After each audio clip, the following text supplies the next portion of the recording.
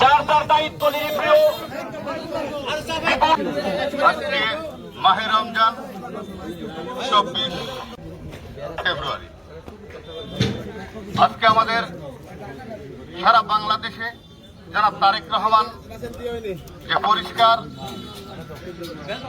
পরিষ্কারের জন্য যে নির্দেশনা আমাদের দিয়েছেন, আমাদের জাতীয়তাবাদী দল এবং অঙ্গ এবং সহযোগী সংগঠন যিনি এমপি আমি মোহাম্মদ রবিউল আওয়াল, তাকে উপলক্ষ করেই শুধু নয় সারা বাংলাদেশের প্রত্যেকটি এমপিকে বলা হয়েছে এই নির্দেশনামা। আমরা আজ থেকে প্রতি শনিবার ইনশাআল্লাহ আমরা এই পরিষ্কার কাজে অন্তর্ভুক্ত থেকে রাস্তাঘাট, বিভিন্ন দোকানপাট, বিভিন্ন ভাবে আমরা পরিষ্কার কাজে আমরা সহযোগিতা করবো এবং নিজেরা করে যাব বলে আমরা চেষ্টা করছি।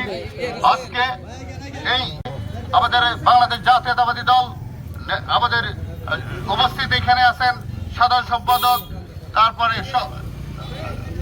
সিরিয়ার সহসভাপতি, আমাদের বিএনপির নেতৃবৃন্দ এবং অঙ্গ সংগঠনের নেতৃবৃন্দ সবাই, এবং সমস্ত দোকানদারবাসী, বাজার সমিতি যারা আছেন, অনেক সমিতি, তাদের দিয়েই আমরা এই পরিষ্কার অভিযানে আমরা কাজ করে যাচ্ছি। আজকে উদ্বোধন করা হলো।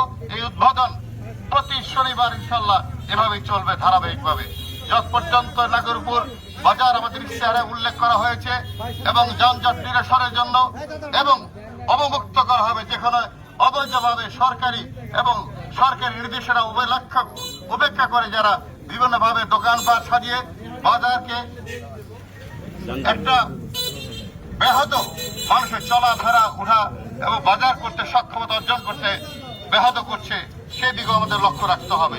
সেই লক্ষ্য রাখার লক্ষ্য নিয়ে আজকে আমরা সমবেত জাতীয়তাবাদী দলের পক্ষ থেকে আমরা এই পরিষ্কার অভিযান আজকের মতো উদ্বোধন করছি।